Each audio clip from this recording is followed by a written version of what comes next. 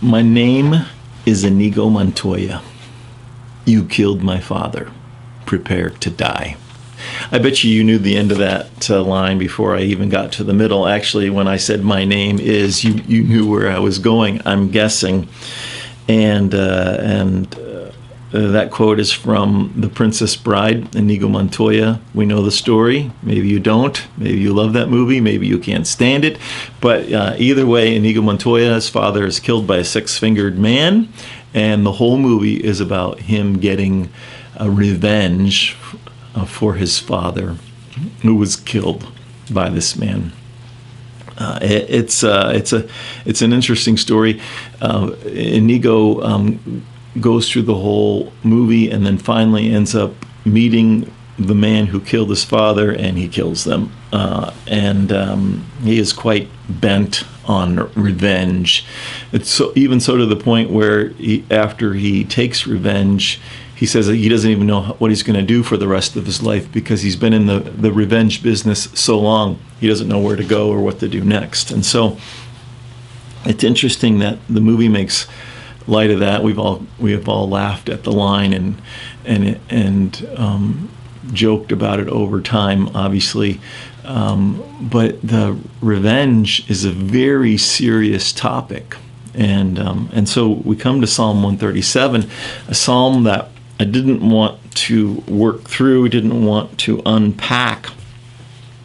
It's a psalm that I put it in chronological order because I knew that I should take time to look at it, and I should reflect on it. And so the psalm is really a psalm that helps us work through deep sorrow, fierce anger, and a desire for revenge. It's a psalm that explores the convergence of these ideas in life and moves us along. It's a psalm that really asks us to look at the world the way it is, that there is wickedness and there are those who cause much trouble and pain in the world, and so what do we do with that as Christians who follow and love Christ? And so just remember that the Psalms are written from the heart, deep emotions, and so joy, sadness, sorrow, loss, all kinds of emotions are in the Psalms. And so we come to this place where it's right that the Psalm addresses the topic, because it helps us move along in our spiritual formation as we think about our own situations where we may want revenge. And so I don't know, it would take a lot to get someone to this place where they have this deep desire, where the convergence of sorrow and fierce anger and revenge move into a life. And so I don't know if you've experienced those kinds of moments and what you did with it, but it would be good for us to just say that these kinds of moments happen on different kinds of levels, and so what we do with it is important. So I'm not sure what you've experienced, but what you do with revenge is important, or the desire for revenge, I should say, is important. So we come to Psalm 137, and so the context is that the Israelites were carried off into captivity in Babylon by fierce attacks and taken into slavery, and it was a violent moment in their history, and so it was a deeply sad moment, and the Babylonians just did not hold back. I mean, it was an extreme event in their history, similar to the Holocaust, not in that large of a situation, but we could understand the violence that went on to make this psalm true as their response of emotions. And so there they were in Babylon. They were grieving. They were stuck there in life, and they longed for home and longed for life to be returned back to normal, and that's the context for which Psalm 137 comes. So, and listen to it. By the rivers, of Babylon we sat and wept when we remembered Zion. There on the poplars we hung our harps, for there our captors asked us for songs. Our tormentors demanded songs of joy. They said, "Sing us one of the songs of joy." And so they were weeping, they were sorrowful, they were in a constant state of mourning, and they had hung their harps up. They didn't want to sing anymore. And their tormentors, antagonistic people in Babylon, are making fun of them and antagonizing them. And this is how they respond. "How can we sing the songs of the Lord while in a foreign land? If I forget you, Jerusalem, may my right hand forget its skill. May my tongue cling to the roof of my mouth. If I do not remember you, if I do not consider Jerusalem my highest joy." And so I just want to stop there and just acknowledge that to have these kinds of emotions, deep sorrow and fierce anger and a desire for vengeance, a desire to make things right, are legitimate emotions in life. And so I just want to say it's okay to have these moments. It's okay to be in this place.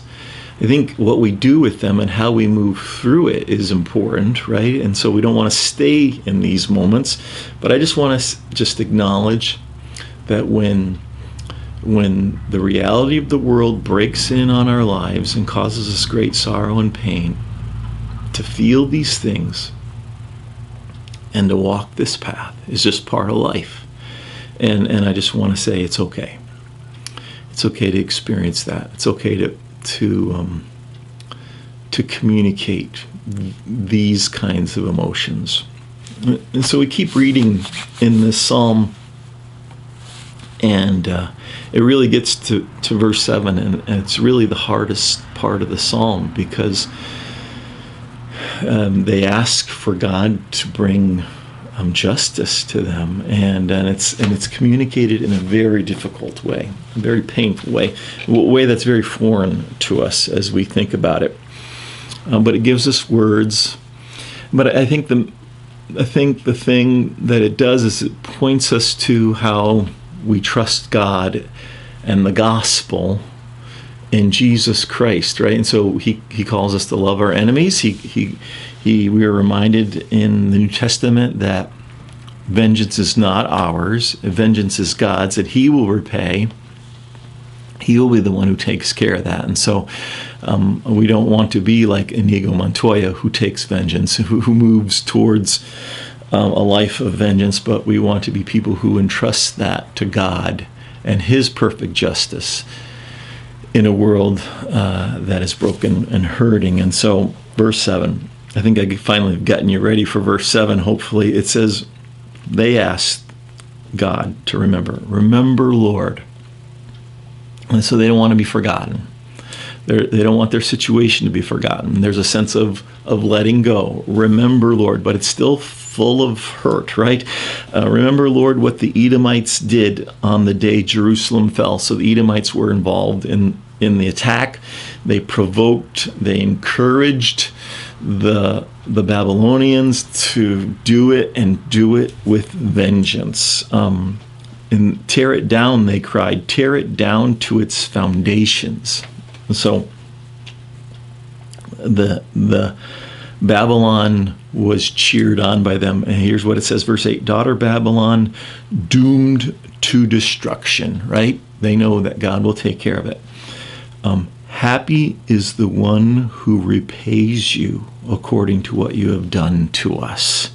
Happy is the one who seizes your infants and dashes them against the rocks. And so, wow, even in these moments of deep emotion, of anger, and a desire for revenge and mourning, we see a little glimmer of them wanting God to bring justice. And that's where we go with this psalm. It gives us words to communicate. It gives us words and credibility to deep emotions, but mixed into the deep sorrow is this idea that we entrust these emotions and we entrust justice to God. That we don't take it into our own hands. We are not the ones who makes things right, but we are people who trust that God will handle our deep emotions of sorrow and anger and retribution and carry it forth in a way where he does it with perfect justice and righteous. And so we don't cry for an eye for an eye for an eye. We don't take an eye for an eye. If the whole world lived on that policy, everyone would be blind, right? That's a famous quote. I forget who gave it, but if we lived that way, it would never end. And so there's a place in this psalm, in the midst of its sorrows and deep trouble, that it lets go and gives it to God as one who will take care of it. So I don't know what you've gone through. I don't know what you're carrying. Here in America, we many of us have not experienced this kind of deep anger, sorrow, and a desire for vengeance. In many places in the world, there are people who've been under bitter captors and evil oppression. And they could probably teach us some things about our emotions and vengeance and what we want, and help us think about entrusting that to God. So whatever you've been through, wherever you're at in life, I trust and hope that you give it to God and go that path, as opposed to the path of Inigo Montoya. I pray the Lord helps us in this. I pray that if you are in these deep, sorrowful places, or find yourself in the future in these places, that as you walk through it and are honest with the world we live in and the sorrows we feel, that you will find your hope in God. And if you don't get there quickly, that you find your way through it on a path with others who point to a good and faithful God who brings justice. Well, it's been good to talk. We trust the Lord is caring for you today, and we'll talk again as we unfold these Psalms. God bless. We'll see you.